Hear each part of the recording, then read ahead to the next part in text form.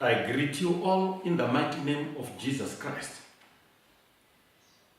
Today, I will speak about the Holy Spirit, the relationship, rather, between the Holy Spirit and the church, the position of the Holy Spirit in the church, and the position of the church, the position the church ought to take. These are the crucial issues I am going to reflect on. For me to be able to expound on those issues, I'll start by reading from Romans chapter 8, verse 14, which says, "For as many as are led by the Spirit of God, they are the sons of God." Already, we are being made to understand that a true church must behave like a true son. A true church is the Son of God. A true church ought to acknowledge the leadership of the Holy Spirit. The Holy Spirit has been given a clear and ultimate position and task in the church. It is to lead the church. And the church has also been placed as a follower, but in the character of Christ. For it's Christ who came from above. It is the Holy Spirit who came from above, Christ who must stand in as the head of the church. And if Christ is the head of the church, he will think of following the Holy Spirit, and he will follow Christ as he follows the Holy Spirit, because he's the head. It is the head that thinks for the body, and it is the head that directs the whole operation. So we can't have the body operating independent of the head, because it is the head that came from above, and the body was created here in this environment so that it fits well with the head, Christ Jesus, under the leadership of the Holy Ghost. The Bible speaks clearly about who Christ is. He comes from above. The Holy Spirit comes from above. They are above all. So we are placed in an environment. We must acknowledge the essence of the Holy Spirit from John chapter 3 verse 31, which says, "He that cometh from above is above all. He that is of the earth is earthly, and speaketh of the earth. And he that cometh from above is above all," it emphasizes. So we are going to, the church is being encouraged to acknowledge that the Holy Spirit came from above. He should be above all. No one must deviate from the leadership of the Holy Spirit, because he is the one who came from above. He is the one who knows God. As a result, we are encouraged to be true children of God, who acknowledge that the Holy Spirit came from above. And we are blessed. We can only be able to follow the Holy Spirit if we acknowledge the sonship of God, of Jesus Christ. We have to acknowledge the sonship of Christ Jesus. For in the same chapter, the Bible says in verse 36, "He that believeth on the Son hath everlasting life." You know, there must be a propelling factor that resides in the man, everlasting life. You cannot be able to follow the Holy Spirit when you don't have everlasting life. So we need to acknowledge that Christ came from above. We need to acknowledge that He has given us everlasting life. The Bible continues to say, "He that believeth not on the Son shall not see life, but the wrath of God abideth on him."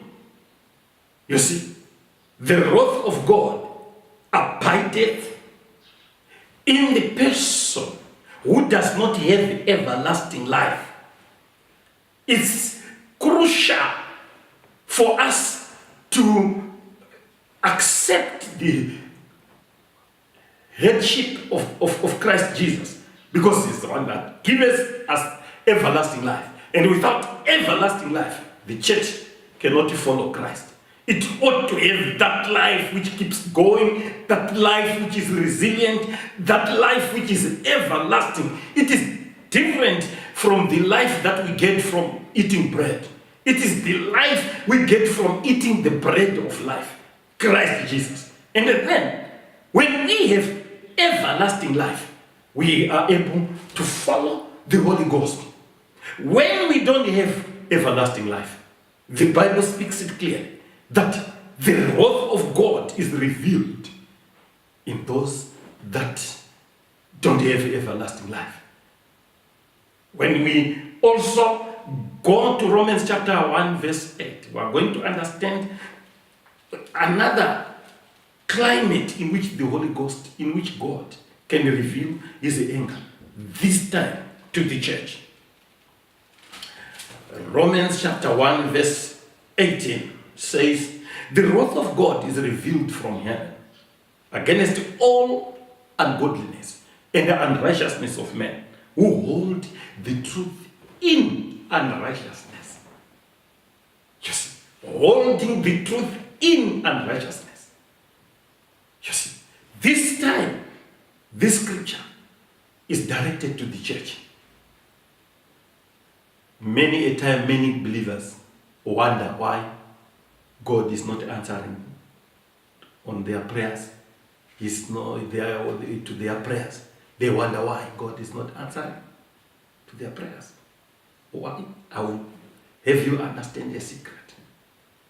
You see, whenever you do your things your own way, without the leadership of the Holy Spirit, you evoke God's anger. Because you will operate in unrighteousness. For us to operate in righteousness, we ought to avoid the wrath of God as well. We ought to take on the character of Christ. He didn't love his life until death. He was there in season and out of season. We need to understand those crucial beacons of our faith. For us to be a strong and a sound church, we don't need to do our own thing. We ought to understand it is the church being led by the Son of God. And it is the Son of God who is the head of the church.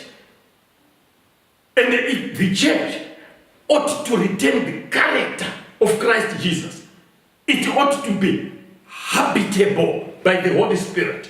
When we read from the book of Hebrews chapter 2 verse 10, Hebrews chapter 2 verse 10, you see, we're going to understand something very crucial. What does it say? Hebrews chapter 10, chapter 2 verse 10. "For it became him for whom all things, and by whom all things, in bringing many sons unto glory, to make the captain of their salvation perfect through suffering, to bring many sons unto glory."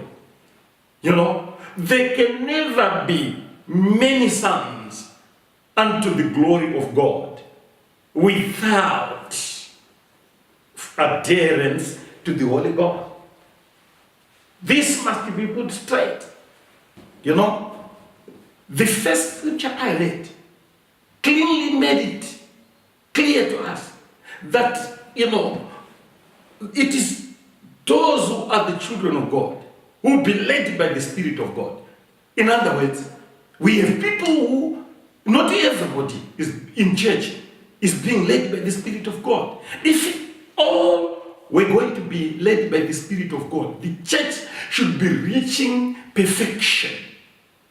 It's possible to reach perfection because the Bible speaks it very clearly that He gave some apostles, some evangelists, some pastors, some teachers, you know,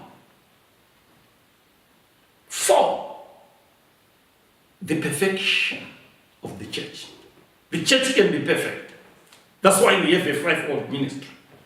It is for the perfection of the church. Because the Bible says, He will come for a church without spot or wrinkle. We can't have wrinkles when we are being led by the Spirit of God. We are surely going to be perfect. So every subject of the church should be guided by the Spirit of God, so that we arrive at the person of Christ, without which we can be acceptable to God. I encourage us all, in the mighty name of Jesus Christ, that it is the duty of the Holy Spirit to lead sons, to develop sons through the truth. Through the truth. What is the truth? Christ says, I am the life, the truth, the life, and the way. You know, that is the truth. So if we cannot embrace the truth continually, the person of Christ, the character of Christ, is not going to be in us. And when we don't have the person and the character of Christ, we will go lacking. The church, in many ways, people in church, in many ways, are going lacking. They end up seeking help from outside the Holy Ghost's leadership. Being led to sangomas, being led to demons, being led to false prophets, who are going to be rich in the last days, which days we are in now. It's said that quite a number of Christians cannot distinguish between their leader and the devil's agents. It's very sad. Very sad. We are supposed to be led of the Spirit of God continually. You know, so that we avoid the wrath of God. We must hold the truth in righteousness and in godliness. The wrath of God is revealed, you know, against men of God, women of God, children of God, sons of God, who hold the truth in unrighteousness, who hold the truth in ungodliness. You see, so instead of experiencing breakthroughs, answers, miracles, clean miracles, not miracles from sangomas, miracles from false prophets that have permeated the world today, we should be following the Holy Ghost and get everything we want. Like the Bible speaks it very clearly, that ask and you will get. Who are those that are being told to ask and they automatically get? It is the sons of God, heirs of the kingdom. God cannot hide good things from us. He has stated it very clearly in His word.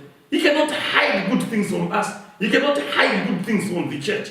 He is ever ready to give the church what is theirs, what Christ purchased for it. So we are sons of God who are being led by the Son of God. And the church is being led by the Spirit of God to observe the truth. We need to be under conviction. For us to develop into sonship, we need to be under conviction. by the Holy Spirit, by the Holy Ghost. One of the tasks that the Holy Spirit came to do is He leads us, so that He leads us where? It is to be under conviction by Him. When we read in the book of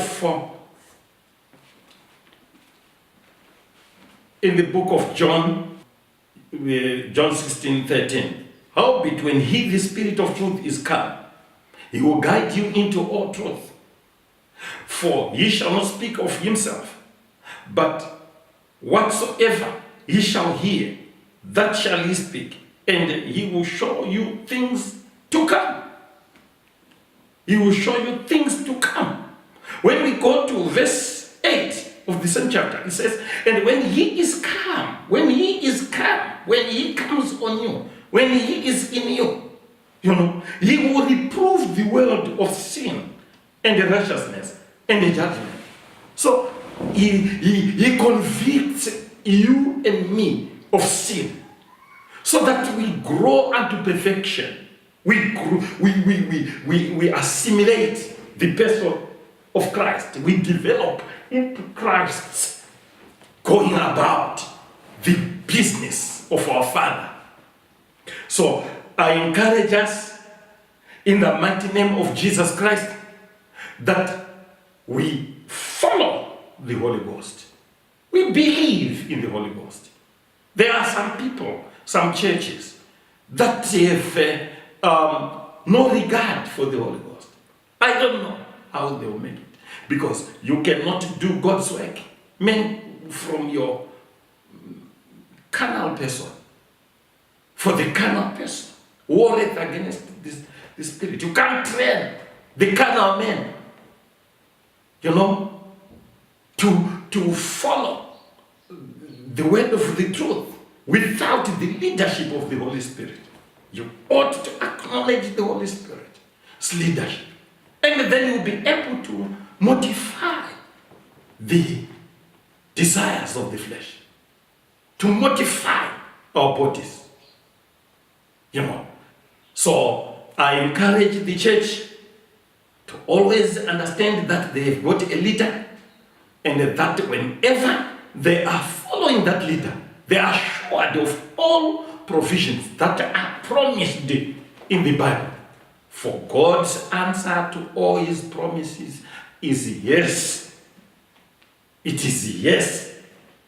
When you are led by the Spirit of God, He will lead you to wealthy. When you pray to Him, He knows the wealth you are allocated by God, the wealth you must have, material wealth you must have. He knows it.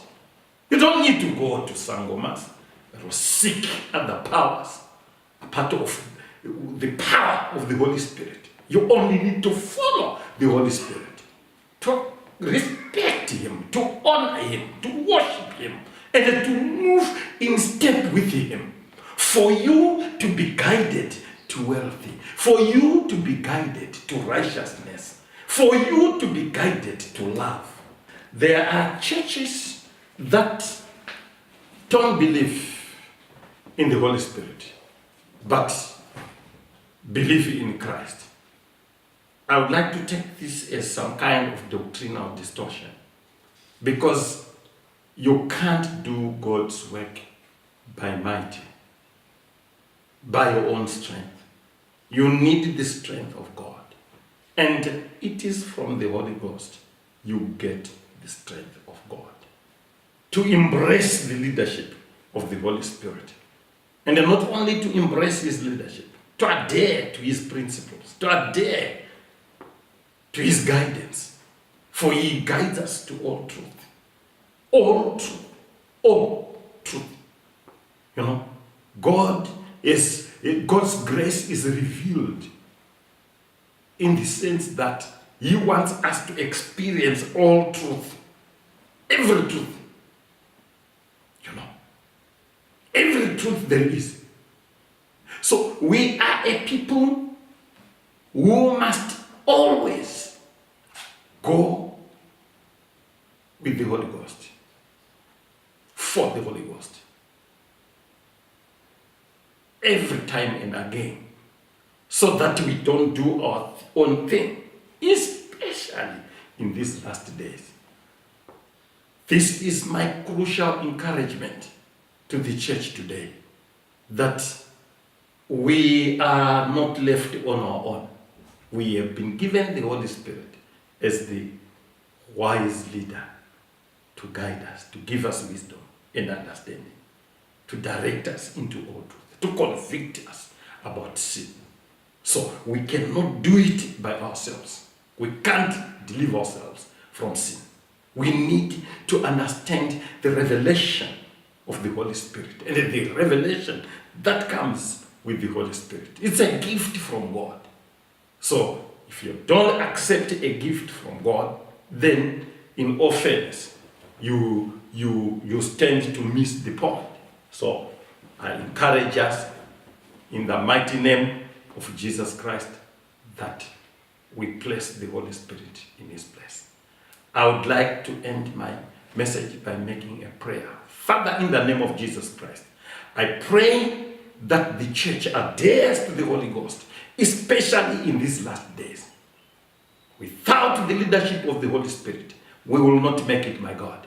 So we thank you for the gift of the Holy Spirit, because it will direct us unto perfection. Through the excellent and the mighty name of Jesus Christ, I pray. Amen.